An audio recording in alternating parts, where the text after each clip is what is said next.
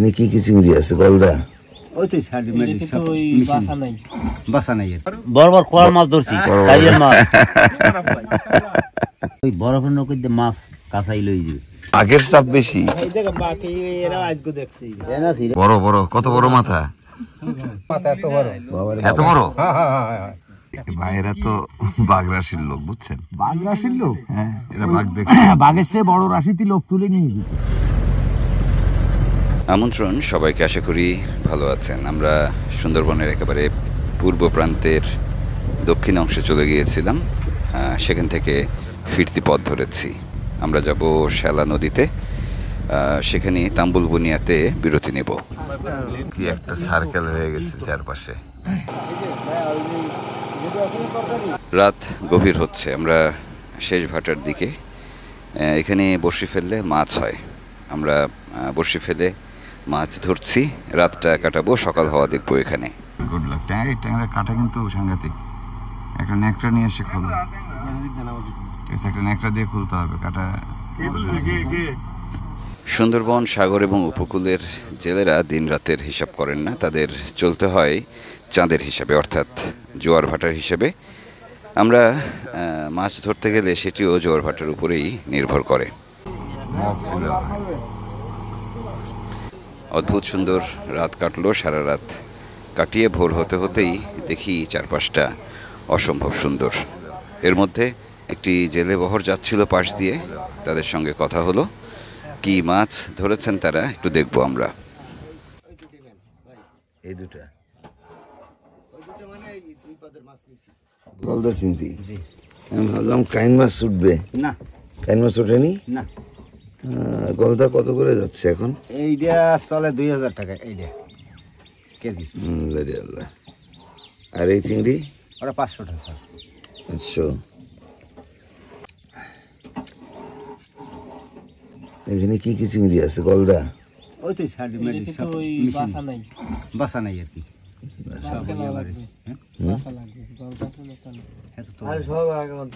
আগামাতা ইয়ে কি নাম হচ্ছে? সুন্দর করে একটু দেন তো মানে। এটা দেন, কেজি 2 দেন চিংড়ি। 3 কেজি 2 কেজির মতো দেন। 2 কেজি মতন নিয়ে যাবো কি করে সেটাই বুঝতেছি না।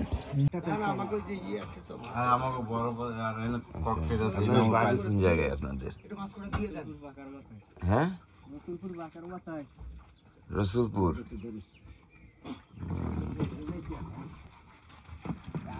রেখে যান, ওরা দিয়ে যান একটু আমার।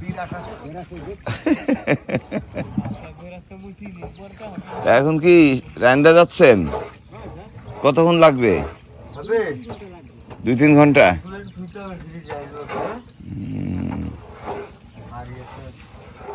মাছ ভালোই পাইছে না ভাই? মাছ তো খারাপ না, ভালোই।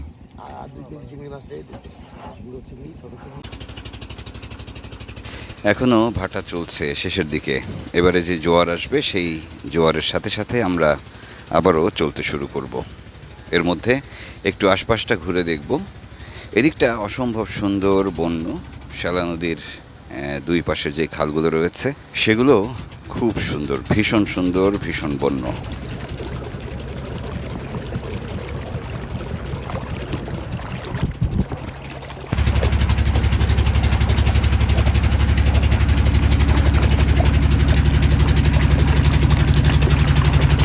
ছোট্ট ট্রলার নিয়ে এগোচ্ছি আমরা। 2 পাশের অসম্ভব গভীর সুন্দরবন দেখছি, সূর্য ওঠা দেখছি। সেই সাথে দেখছি যে ভোরবেলা যারা জাল তুলেছেন তারা মাছ নিয়ে ছোটাছুটি করছেন।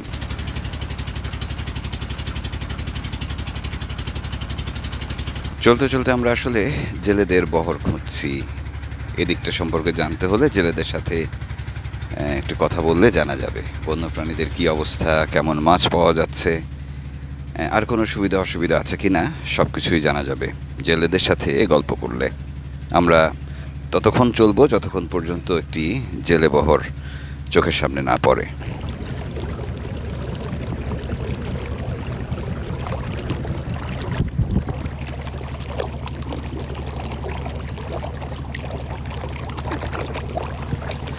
প্রায় 40-45 মিনিট চললাম। আমাদের সামনে একটি খাল দেখতে পাচ্ছি।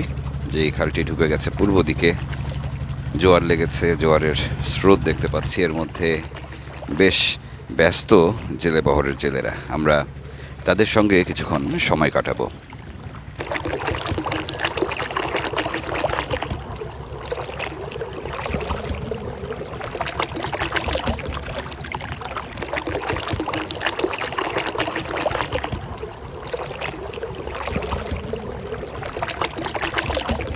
যে এত ভালো হয়ে গেছেন আপনারা, বাঁশ নিয়ে আসেন। না খুব ভালো, খুব ভালো। হ্যাঁ না তা লাগে, কিন্তু পুরোটা ধরেন মানে গাছ ব্যবহার করলেন না আর কি, বাঁশ নিয়ে আসলেন। মাছ কিরকম হলো? এত এতদিন বন্ধ, তারপরে আবার মাছ কম। প্রথম বন্যা বন্ধের পর এই বড়টাই মারছিলেন?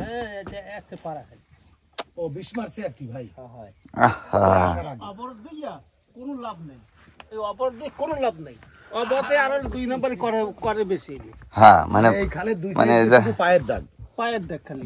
যারা নিয়ম মেনে আসে তাদের জন্য বিরাট নিয়ম, আর নিয়ম না মানলে আর কোনো সমস্যা নেই, সেটাই। ভাই পদ্মায় যে জ্ঞানজ্ঞানী মাছ দেখছিলেন না, এই যে। হ্যাঁ বুঝছি বুঝছি। তাহলে মাছ হয়নি বলতেছেন? বিশাল ব্যাপার, বাড়ির কামড়, পোকার কামড়, এই সেই বাঘের ঝুঁকি, মাছ হচ্ছে এই কটা। সাদা মাছ তো নেই, এইরাম পাঠা দিলি সাদা মাছ হবে। এই সাদা মাছ মন কেমন হবে? এ ধরার জায়গা নেই, তা কোট পোকো আনতে এই ধরার জায়গা, তা আমি কোট পোকো আনতে। হ্যাঁ মানে আমি তো ভাবছিলাম কি একটু কাইন মাছ খাবো। না কাইন দাইতনে তাজা মাছ দেন, দেন ওই তো বিশাল বিশাল, ধরার জায়গা নাই। ওই একটা কুটলি 6 জনে খাইতে পারবে, এরা 2 জন আর আমরা 4 জন। কই যে মাছ ধরার জায়গা নাই। কাঠালি গোদা কি মাছ নেবেন দেখেন, এই পাটা দিলে কি মাছ নেব? চিংড়ি কত করে পাটা দিলে? কাঠালি গোদা কেজি কত করে চিংড়ি? কত কি দাম কাটে তার কইতে না। কে কাটবে? মহাজন? হাসান মিয়া মহাজন। আচ্ছা আচ্ছা আচ্ছা আচ্ছা। এখনো আমরা বুঝছি, এখনো রেট ঠিক হয়নি। তা কত করে গত বছর কাটছে? কত মানে লাস্ট? কত বড় 500 টাকা বেচতে 400 টাকা দিছে এরকম। আচ্ছা শোনেন, আমরা সবজি খাতে গুঁড়ো চিংড়ি লাগবে, এই যে এই চিংড়িটা লাগবে নাকি ভাই? কথা ঠিক না? খাওয়া দাওয়া করছেন আপনারা? খাওয়া দাওয়া জাল ভাঙ্গে এই উঠছি, কেবল উঠলেন? আচ্ছা, ভাই আইছি। তো খাওয়া দাওয়ার কি ব্যবস্থা? পান্তা ভাতা আছে, এই তো হইছে, আর তো কিছু লাগে না। বাড়ি কি রাইন্দা? না অফিসের কাছে, আরুবার স্টেশনের কাছেই বাড়ি। তো পাশ ছাড়লো, তারপরে প্রথম আগের দিন মানে ওই কাড়াবাড়ানির ওই জায়গায়। আচ্ছা কলমতাজির অফিস কয় না, ওই জায়গায় বাড়ি। আচ্ছা, কোন অফিস? ও কলম তেজি। হ্যাঁ, স্টেশন দিয়া বুঝতে পারছি। এক বাক রায়মঙ্গল বেহালা কয়লা, বেহালা কয়লা মাইটে এন্ড ওভার আমাকে দেয় তালপট্টি ওভার। তালপট্টি, হ্যাঁ আগের কথা বলতেছি। এই জেলেরা পশ্চিম সুন্দরবনের যে অঞ্চলে মাছ ধরার গল্প করছিলেন, সেগুলো এখন অভয়াশ্রম হয়ে গেছে। তারা অনেক বছর আগে হয়তো সেই দিকে মাছ ধরতেন। সুন্দরবনের অনেকটা জুড়েই তাদের বিচরণ ছিল। এখন সেই গল্পগুলো করছেন তারা।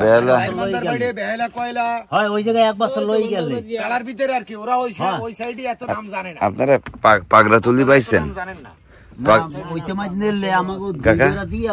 পানির চাপে ঢকরতে নেই, পাগড়াতলি জাল পাইছেন? পাগড়াতলি চেনেন না? তালতলি বেহালার কয়লার পাশে তালতলি। হ্যাঁ সময় খাল করা আনলে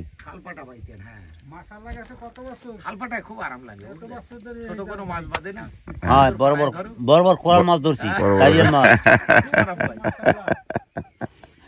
এখন কি বড় মাছ এরপর পারে না? আমের টলার লইয়া আইছে ওই যে খালপাটা ফাঁস হচ্ছে বড় বড় সাবরালি টলার লইয়া আইছে আমাকে বরফের নৌকো পিছেই মাছ নিতে। আমরা হেই কয় বরফের নৌকো কোন জায়গায়, হুম তা আমরা ছয় নৌকো আনলাম। হুম তার সেইবার কোন জায়গায় বরফের নৌকো হয়তো গড়া আনলে খাল গড়া, হুম কোন খালে গড়াতে গেছে আমরা এটা বলতে পারি না। মুড়া ভাতার ওগুলা বরফ টরফ লইয়া আইছে, ওই বরফের নৌকো দিয়ে মাছ কাঁচাই লই যাবে। ওই আমরা সকালে ডাকাতে? ভাঙ্গা আমরা দেশের দিকে উঠেছি। কি ডাকাতে ডাকাতে? হ্যাঁ, রাহাইতে তাছাড়া ওই সাপরালি এরপর আর ওই ওদিকে যাওয়া হয় নাই। এরপর এই নৌকোর গাঙ্গে পাইছি। ডাবল ডাবল ইঞ্জিন বই বড় বড় ট্রলার গুলো আই বুঝছে, হ্যাঁ যেই আমরা ঘরে গেছি আমাকে আটকাই ফেলেছি। আটকায় ফেলছে। ওরা ওই ট্রলার বিলাইকেরা আটকাইছে। হ্যাঁ হ্যাঁ ট্রলার ওই যে বিশাল বিশাল বিশাল বিশাল ট্রলার গুলা। বিলাইকেরাও ওরা আটকাই রাখছে। 2 দিন 3 দিন বই কাটছে, এই কাজে আমাকে আটকাই গেছে। এইবার রাইতে রাউন্ড দিয়ে গেছে এসে গেছে। হ্যাঁ ওরা তো ছাড়লে তো তার গাছও কাটাইছে, করাত পচাইছে। ও ব্ল্যাক মানে কি গাছ গাছ জ্ঞানপাড়া। যারা প্রকৃত জেলে তারা যে জলায় মাছ ধরেন তার যত্ন নেন, ভালো মন্দ বোঝেন। আবার যারা অপরাধ করেন তারা কোনো কিছুরই মায়া করেন না। যতটুকু বুঝতে পারছি এই জেলেরা প্রবীণ এবং সাধারণ জেলে যারা বনের ক্ষতি করেন না। জ্ঞানপাড়ার লোকজন একটু বেশি, এরা হরিণ শিকারী একদম, মানে এখনো থামলো না এরা। এবছর তো শিকার টিকার করছে এরা মেলা। হরিণ কম দেখতেছি, এটা কি আসলে কমছে নাকি এমনি কম দেখতেছি? না সিডরের পরে তো মেলা আবার বাড়ছিল তো। হরিণ আছে না? কিসের চাপ বেশি? বাঘের চাপ বেশি।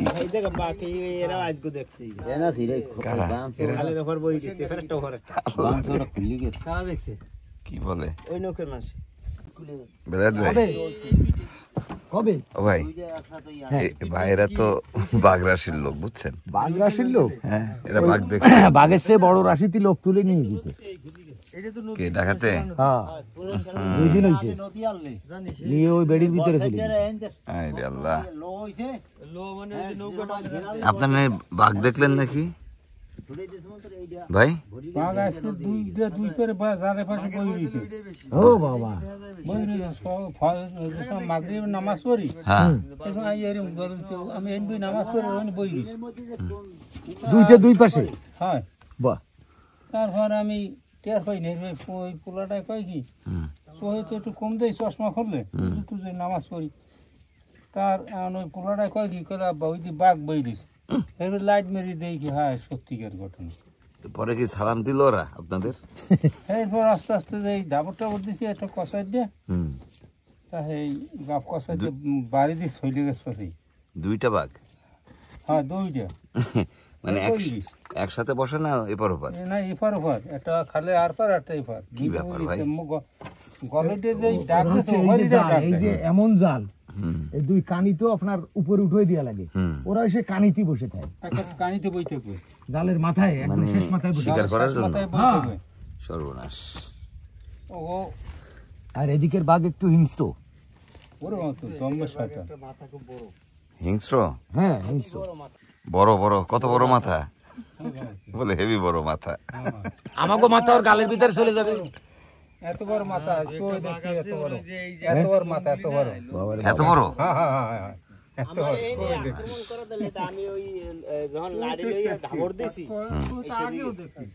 সরে গেছে? সরে গেছে? কাইন তো পাইছে, কাইন তো পাইছে, কিন্তু ও কাইন ধরে কুর্তি পারবে না। যে কুর্তি যাবে তা যদি হাতে কাটা লাগে, তাহলে আমাকে আজকে অচেনা জেলেদের সাথে গল্প করতে গেলে প্রথমে একটু সময় নেন। তারা আসলে বোঝার চেষ্টা করেন আমরা কারা, তাদের কোনো বিপদ আছে কি না, এইসব নানান কিছু চিন্তা করে ধীরে ধীরে তারা গল্প শুরু করেন এবং একবার গল্প শুরু হলে অনেক কিছু জানা যায়। শুনলাম নতুন করে দস্যুরা আক্রমণ করেছিল তাদের। মহাজনার ওই অন্য নৌকোতে লোক লই গেছে 2 জন, ওই নৌকোতে। মানে একই মহাজনের? হ্যাঁ হ্যাঁ। আচ্ছা, সামনে উপরে খুলতে লই গেছে। টাকা কত যাচ্ছে? এত ফোনে যোগাযোগ হইতেছে না এগুলো। ওই যে ট্রলারে করে যদি বাইতে চান তাহলে চলে এসে। দস্যুরা তুলে নিয়ে গেলে মুক্তিপণ দিয়েই তাদের ফিরতে হচ্ছে। এমনিতে যে অভিযানগুলো হচ্ছে সেগুলোতে খুব একটা কাজ হচ্ছে না বলে বলছেন এই জেলেরা। সেই গল্প পরে হবে, আপাতত একটু মাছ দেখে নেই। এই কাটালি চিংড়ি কাটালি কত করে বিক্রি হয়? এই 400-500 টাকা ডাক হিসেবে। ডাকে? ওই জায়গায় গেলে ডাক হিসেবে বিক্রি হয়। ডাক হয় কোন জায়গায় আপনার? ওই আমাদের ধানসাগর অফিসের কাছে, ধানসাগর স্টেশনের ওই কাছে। ওইখানে কি আড়ত আছে?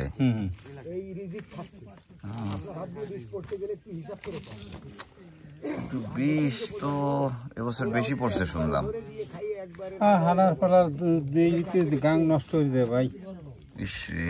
আমরা তো আবার দিলে আমরা তো বুড়ো মানুষ বাড়িতেই জঙ্গলে ফিরে আসি না। কত গাছ হারামি শয়তান উইরা আসে, বেশি আসে ওই জিগদারের লোক।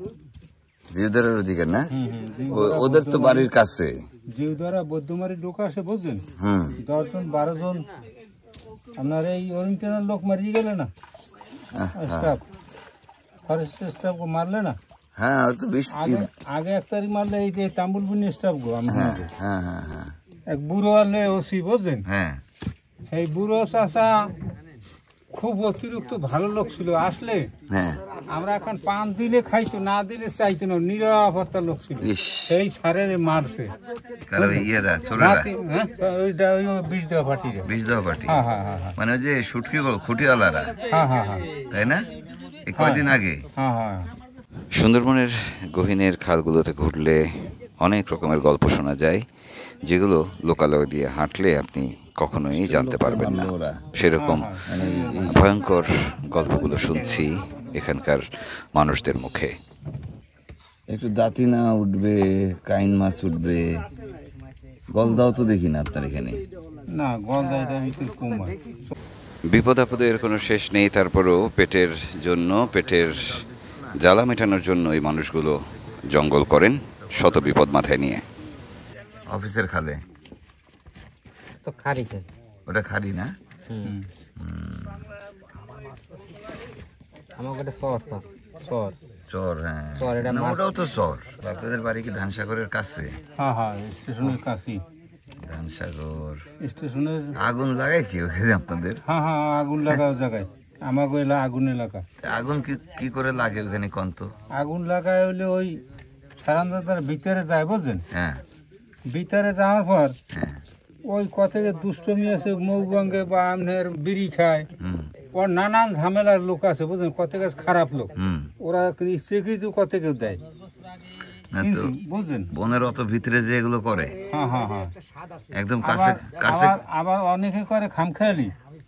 আমি তো আপনার ওই ইতে সাক্ষাৎকার দিলাম আগুন দেওয়ার পর বুঝলেন। হ্যাঁ, উচিত কথা কইতে গেলে হেরা কয় আপনার সাক্ষাৎকার লাগবে না বুঝলেন। হ্যাঁ, কয় কি আপনার এতে অনেক লোক মারা যাবে। আমি খুব উচিত কথা বুঝলেন, আমি মিথ্যা কথা কইছিলাম। ঠিক ঠিক ঠিক, আমার কথা কইতে উচিত কথা। হ্যাঁ, আমি তো আর অপরাধ করিনি। না ঠিক আছে, আর সত্যিটা না বললে সমাধান হবে কি করে? মানে মূল ঘটনা তো জানা লাগবে, ওখানে তো আমরা কিছুই জানতে পারি না। ওই বিলের খাল একজন আর এবছর দিলে 10,000 টাকা 20,000 টাকা এই যে কেবল লাইনে আসছেন, যখন ওই বিলের খালটা দিলে না, হ্যাঁ, ওই খালটা সামনের বছর ওই লোকে পাইলেন, অন্য একজন বেশি টাকা দিয়ে নিলে। আচ্ছা, স্টাফরা তো যা 2টা বেশি হেরিয়ে দিয়ে দেবে, আর হ্যাঁ তো সবসময় এক জায়গায় থাকে না। এই ডিউটি 1 বছর আছে কেন, আর সমাজ 1 বছর নাই, অন্য জায়গায় চলে যাবে পরের সিজনে। হ্যাঁ হ্যাঁ, কিন্তু ওই হালার ফালারা ওই হরে কি যে না পায়, এ চিন্তার আমি এবছর 2 লাখ টাকা বেশি আমি পাই নাই। ও খায় কি ব্যবহার, খাওয়াই দিই। পূর্ব সুন্দরবন এবং পশ্চিম সুন্দরবন, এই দুই অঞ্চলের জেলেদের জীবন একেবারে 2 রকম। সেটি কোনো এক সময় কোনো এক পর্বে বোঝানোর চেষ্টা করব আপনাদের, কেন 2 অঞ্চলের মানুষের জীবন 2 রকম। আমরা এখন পূর্ব সুন্দরবনে রয়েছি, যেখানে বৈধভাবে জেলেরা মাছ ধরেন সেই অঞ্চলে। আমরা জেলেদের সঙ্গে আরও কিছুক্ষণ সময় কাটাবো, আরও কয়েকজন জেলের সাথে গল্প করব। আজকের এই পর্ব এখানে শেষ করছি, আগামী দিন দেখা হবে আরও নতুন গল্প নিয়ে। বিদায় নিচ্ছি, ভালো থাকবেন সবাই।